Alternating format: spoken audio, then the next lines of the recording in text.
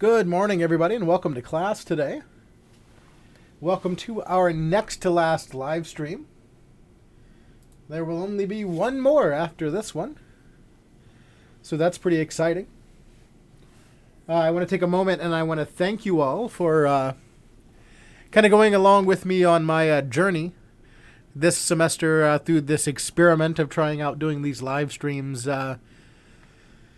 Whether you watched them live or whether you watched them recorded, I hope you got something out of them. I hope you were able to take something away and it enhanced your experience just a little bit. So I've really enjoyed doing it, and I hope you've enjoyed having these available to you, even if you haven't fully taken advantage of it all the time. So this week in our next to last live stream, we're talking about technology training for users. So one of the things that you might be asked to do as somebody in a tech support or help desk or, of course, computer training type of role is to conduct a technology training. Now, we looked a little bit in the past when we looked at things from a managerial aspect about doing some training from a managerial point of view. And it is a little bit different when we look at things from the perspective of a help desk manager training the employees of a help desk to do things in the way that they would like them done at the help desk, and doing technology training for end users in a generalized sense. So what we're going to be discussing today in our live stream is going to be the latter. It's going to be just generalized technology training for end users, what we need to be doing when we're doing these sorts of technology trainings. So first of all, one of the things that we need to start out by talking about is really just getting this definition in here of what is a training. So when we're talking about training in essence is a teaching and learning process that aims to build skills that are immediately useful to trainees. Now, this is related to, but different from, education. And we'll talk about how it's related to, but different from education. So when we're discussing education, essentially what education is, and I might have a slide to this effect a little later on, I don't quite remember. When we're talking about education, we're talking about theoretical knowledge. We're talking about generalized things that we can apply to many different situations. So this class, by and large, even though we're talking about specific, even though we're framing it in a specific way for help desk and technology, even though we are looking at it through that sort of lens, we can consider it education. Because the concepts that we're learning in this class, we can take and we can apply to many different areas. They're more theoretical, they're more general, they're more non-specific, if you will. But when we're talking about training, we're talking about a process that is specific.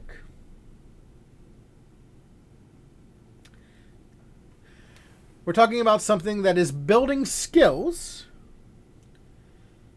and these skills are immediately useful to the trainees. And I'm going to go ahead and underline. That didn't work.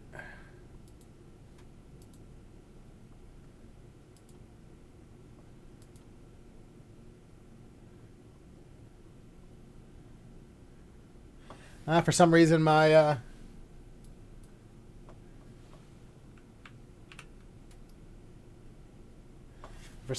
underlining tool doesn't want to work today.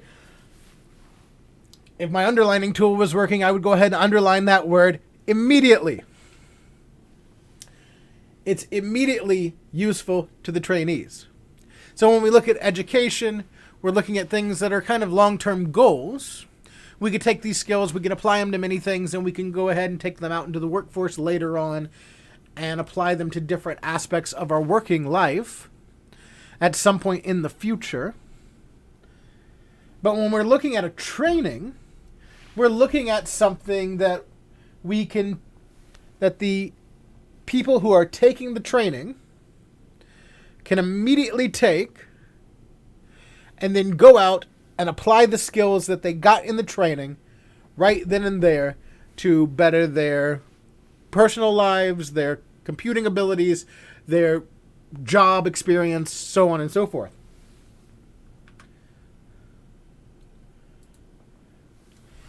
Now, these skills that they learn, they might be long-term.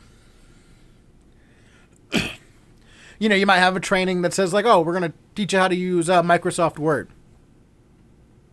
And that would qualify as a training. You learn Microsoft Word in a training. You go out from that training, you can immediately apply those skills in utilizing Microsoft Word. And you can use those skills for a long time. But they don't necessarily have to be long-term skills. They could be short-term skills. They could be things that could only be performed once or twice, just a handful of times. You could be working in a company and they say, okay, we got this new piece of software that we're going to use to do our accounting reports for the quarterly taxes. So we're going to run the reports with this every 3 months. We're going to run these reports. So you do it 4 times a year. And you take this training and it teaches you how to use this software. And then maybe in 2 or 3 years, they decide, okay, there's this better solution out there. We're going to use this now. So by the time you get to that point, you've only used that software maybe 8, 12 times. So when we're talking about training, we're talking about specific skills that are immediately applicable, that can impact somebody's work life, that can impact somebody's personal life, that, could be long-term skills, could be short-term skills, could be anything. It just has to have an immediate impact in how they perform an action. And that's again different from education, because when we're talking about education, again, we're talking more about theoretical knowledge, things that we can apply to different situations later on.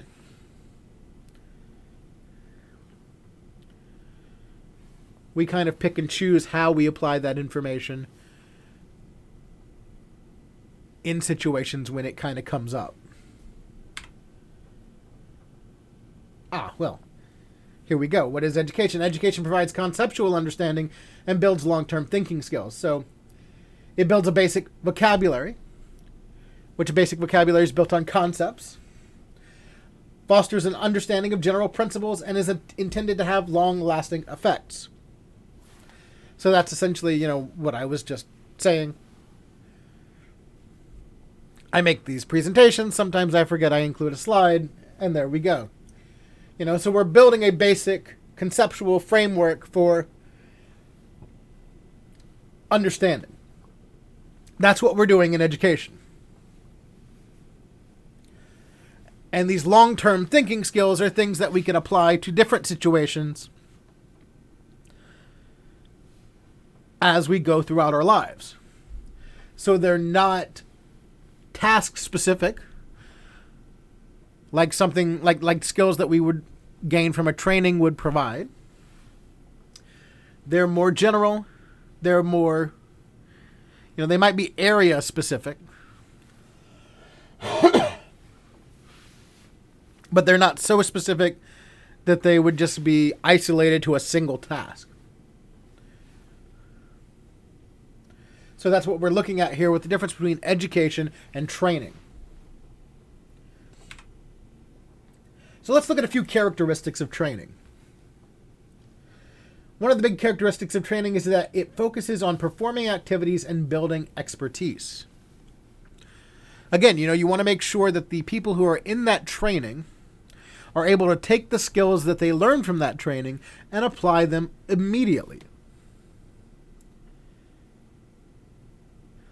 So it's measured or evaluated by the trainee's ability to perform those tasks. So really, your success or failure as someone who is doing training is evaluated based on whether or not the trainee can do the tasks that we set out for them to do. And, we kind of put, and I think I might talk about this in a later slide as well. We have, when we talked about our troubleshooting workflow a few weeks ago, back in I think that was module 4. We talked about our troubleshooting workflow. And we talked about the separation between the problem state and the goal state.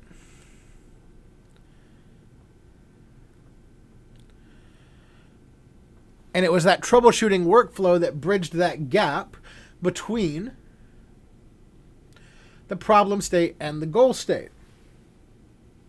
When we're looking at our training, we're looking at something very, very similar. We're looking at the problem state, which is where our users are at that point in time. And we're looking at the goal state, which is the skills that we want our users to be able to perform. And in the middle is your training that you develop. And they're the objectives that you set forth by your training. And it's that training with those objectives that bridge that gap between that problem state of where your users are and that goal state of where you want your users to be. So we can think about that in terms of evaluating and measuring a trainee's ability to perform these specific tasks in that sort of way. And again, remember that these skills can be long-term or they can be short-term. It doesn't really matter as long as they are an immediately applicable skill. Now, we have 4 P's of end-user training.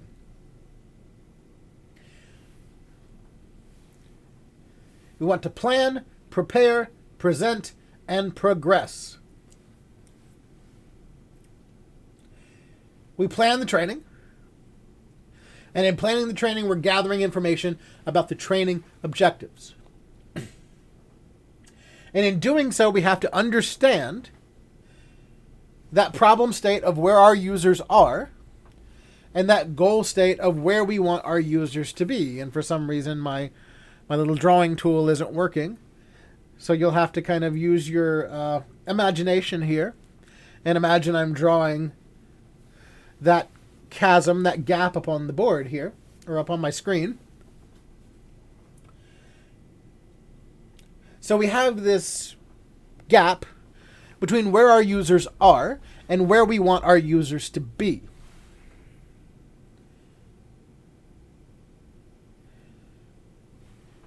And the way we get them across that gap is through our training. And in order to effectively plan that training, we have to understand the training objectives. And the thing about objectives, our objectives have to be things that people can do. They have to be physically quantifiable.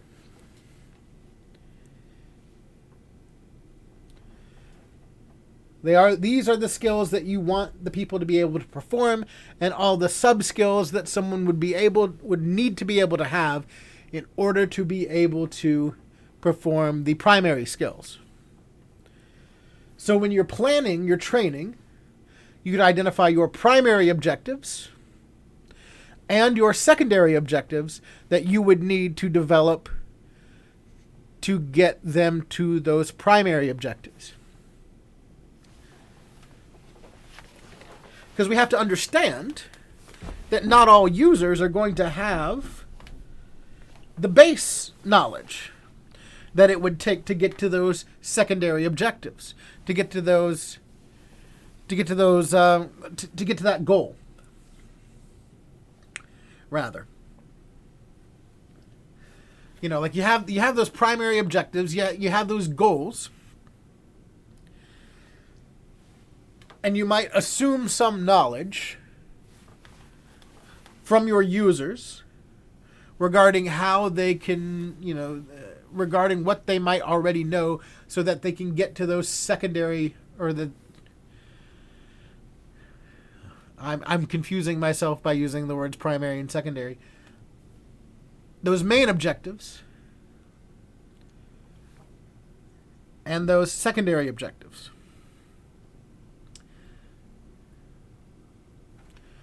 The main objectives are what we want them to be able to do.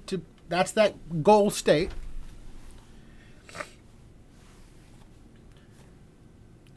But we can't just assume all of those secondary objectives as previous knowledge.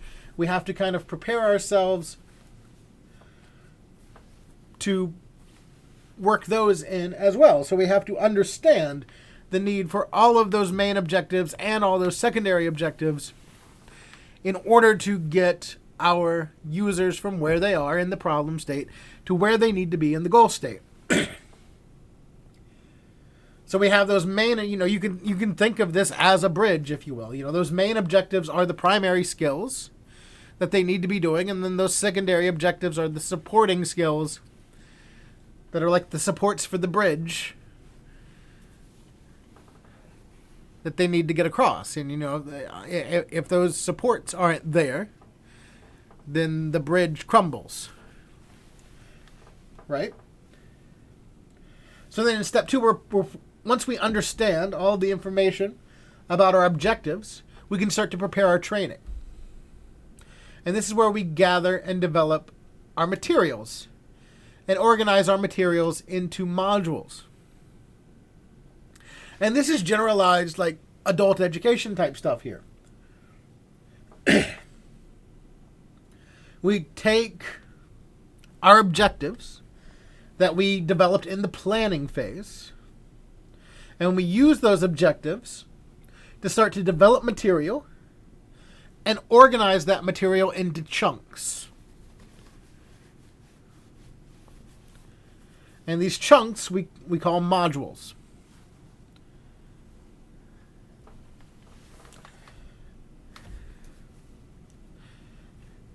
And then in that sort of way, we're building the bridge a section at a time. We're not overwhelming the user with too much information all at once.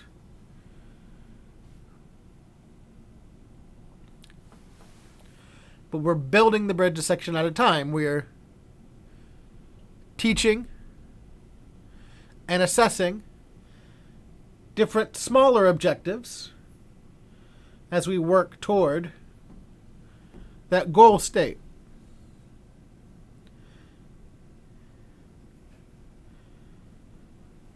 And so that's the idea behind the preparation. We take everything and we organize it. Then in step 3, we actually present the training. And we deliver those training modules. And if we planned and we prepared properly, lots of alliteration here, if we planned and we prepared properly, this will be the easiest part. The presentation is the easiest part if you've done your planning and preparation the way that it needs to be done. And then finally, we have progress toward higher quality user training. We'll talk about the need for surveying, or you'll read about the need for surveying if we don't get there in the live stream. You want to take a look at the training that you delivered. You want to see if it actually met all of your objectives that you determined from step 1. You want to see if all of your students are able to adequately perform the action that they need to perform.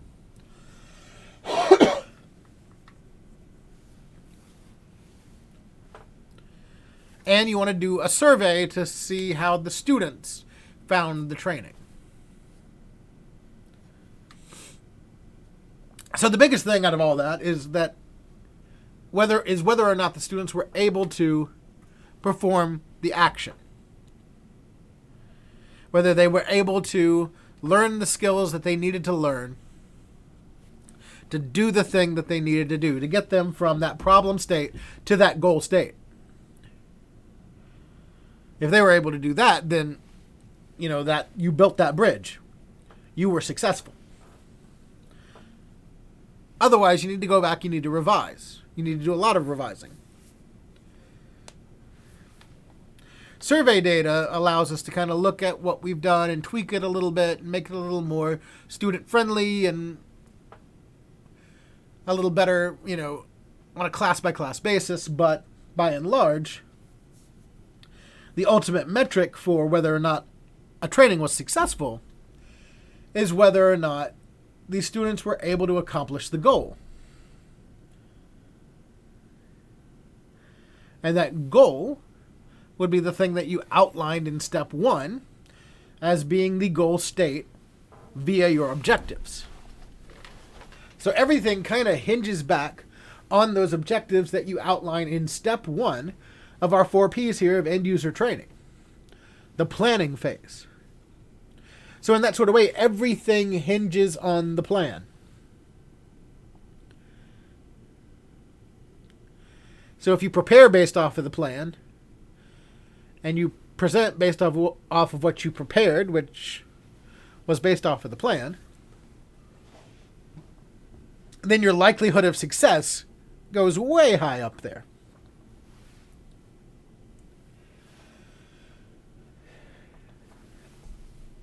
Something to consider.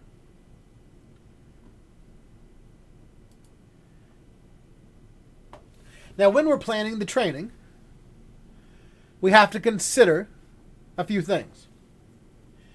One of the things is that we have to determine who the trainees are.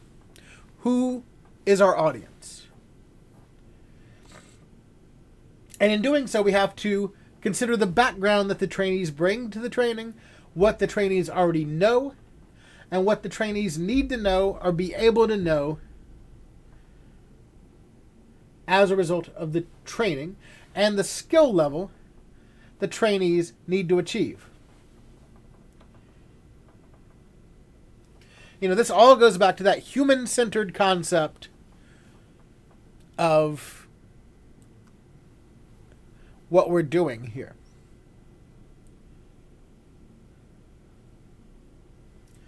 We're human-centering our training. It all revolves around the human.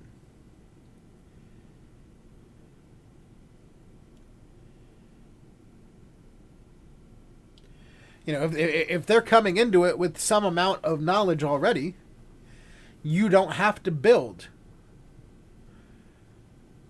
a completely new bridge. You can build a bridge off of the foundation that's already there.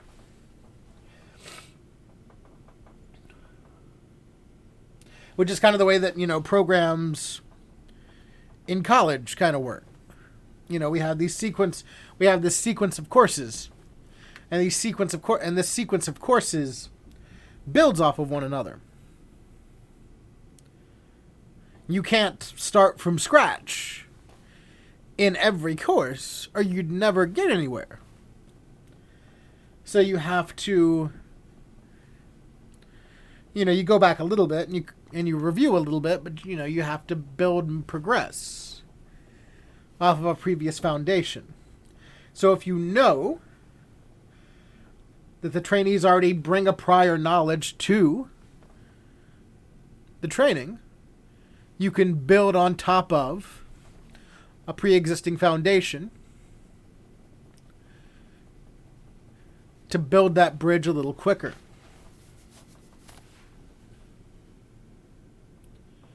So knowing your audience, knowing who your trainees are, helps you to develop a smarter training.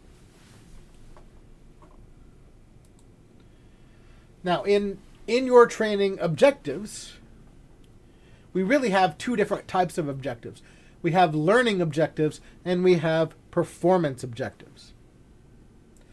So learning objectives are a statement of knowledge and skills that they need to learn, and performance objectives are a statement of what a trainee needs to be able to do at the end of a training session. So in a way, these are kind of those primary and secondary, main and secondary objectives that I was talking about. Your performance objectives are really your main objectives, because those are the things that you want your users to be able to do at the end of the session. They're the things that they're going to be able to take and apply immediately and make their jobs better, or what have you. So these are those main objectives. Your learning objectives are those secondary objectives, the knowledge and skills that they need to learn that supports those performance objectives. And then in building these training objectives, they should be measurable. And they should start with an action when you're writing them out. So we're talking about things like, plan, describe, explain, perform, evaluate, analyze, repair. Something that you could actually do and I can see you do. Right? These are a lot more measurable than things like understand or know. I can't look inside your brain and measure how much you understand something. I can't look inside your brain and measure how much you know something. I can listen to you explain a concept and figure out whether or not you explained it adequately.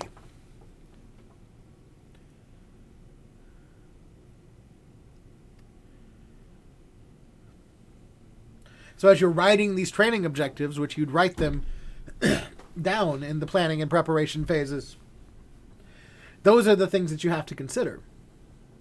Are action verbs that are quantifiable, that are measurable, and not things that are abstract.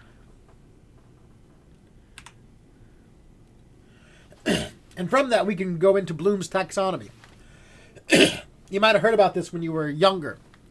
And like in elementary school and middle school, going through school, they might have taught you about Bloom's taxonomy. And Bloom's taxonomy are the different levels at which we learn things.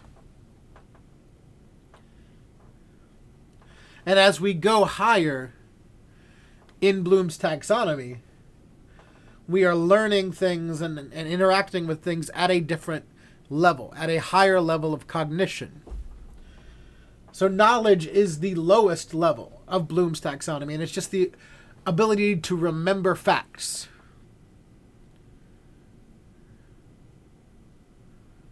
George Washington was the first president. Is a knowledge level Bloom's taxonomy sort of ideal.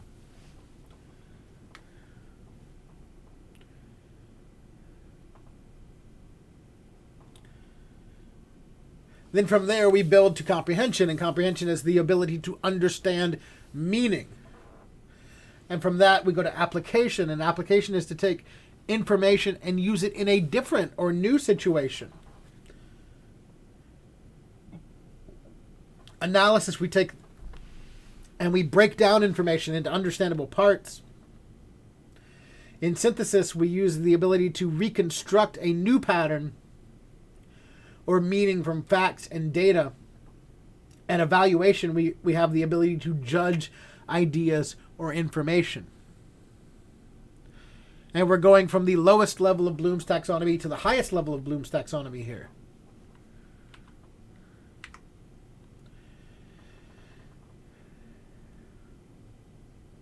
So ideally, when we're talking about adult education and we're talking about developing objectives, we want to do something called laddering these objectives. So as we are building to higher level, as we are building our objectives, we want to build them toward higher levels of Bloom's taxonomy. So we might start with some in the lower levels of Bloom's taxonomy that are knowledge and comprehension based, but we want to build them up to application, analysis, synthesis, and evaluation levels as we progress through our development of objectives.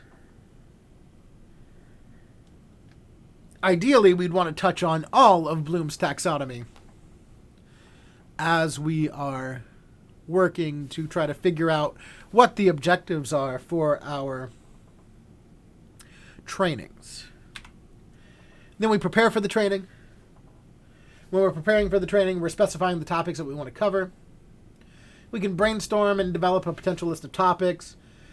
And then from there, we can narrow the list down to specify the topics that, we really kind of focused on with our objectives. We're going to organize those topics into major topics and subtopics. And we're going to select an effective training format. So when we're looking at training format, we're examining how the training will be presented and how the trainees learn most effectively. And when we're thinking about topics and the sources of topics, we have several different sources of topics here. One is the trainer's knowledge of what is important. So as the trainer, you're the subject matter expert. What you consider important is a source of topics. 2 is the training objectives from step 1 of those 4 Ps. If we hinge everything on the training objectives, we can more easily build that bridge. Remember that. 3 is topics covered by other trainers and writers. So those are other subject matter experts. So if the subject matter experts are saying that something is important, you should probably listen to them because they're the ones that are in the field. They're the ones that are doing these things on a regular basis. And they more likely than not know what they're talking about. And then examples from successful training material. So if there's training material that's out there that's successful, use it as a basis to kind of decide what you want to cover.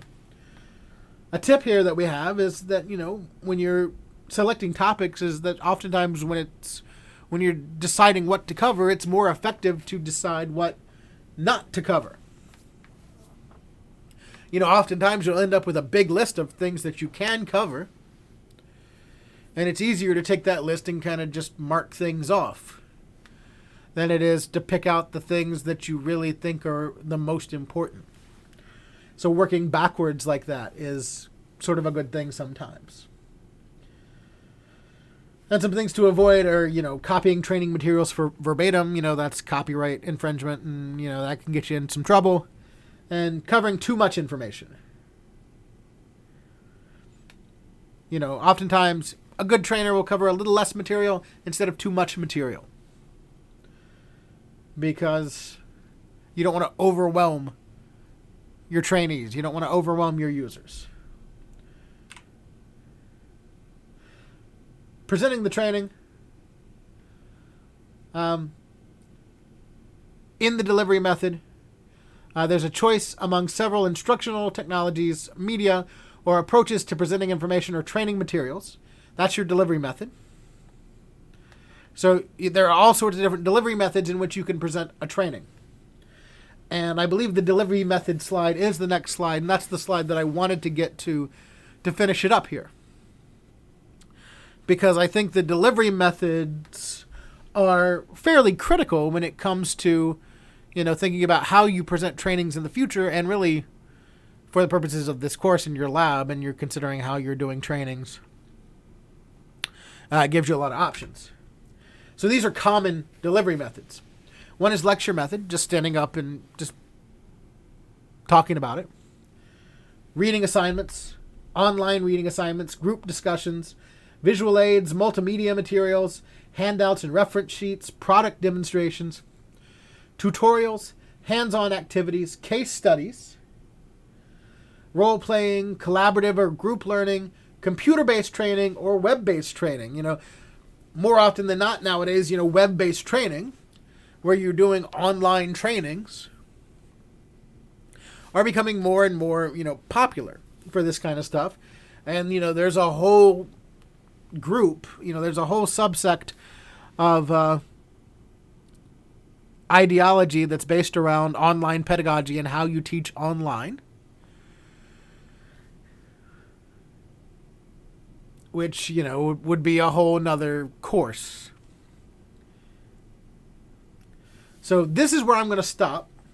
I'm going to leave this screen up as the last screen as I play the last bit of music, and wait in the chat to see if anybody has any questions. Just so you can kind of keep an extra eye on this screen, so you can have some different ideas for different types of trainings that you might be able to do. Thank you for watching this stream, and we'll see you next time for the very last stream. Thank you all.